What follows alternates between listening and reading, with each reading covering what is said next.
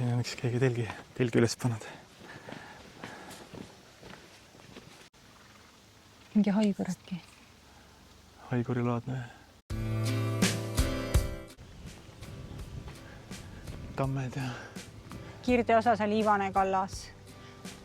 Puhkebaas asub mingi Kaiu kalastajate puhkebaas.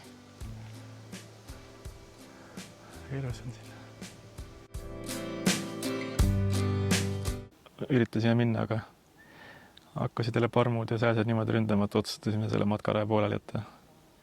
Ja nüüd me lihtsalt naudime seda päikest siin selle silla peal. Kuulame looduse hääli. Vist ei paista siit, aga järsku paistab, seal on taga üks võivanud puu ja seal on valgeid linde täis.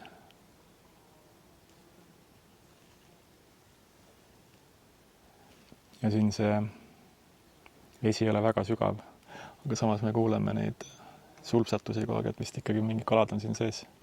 Päris tugevad sulpsatused on osad. Kiilid lendavad.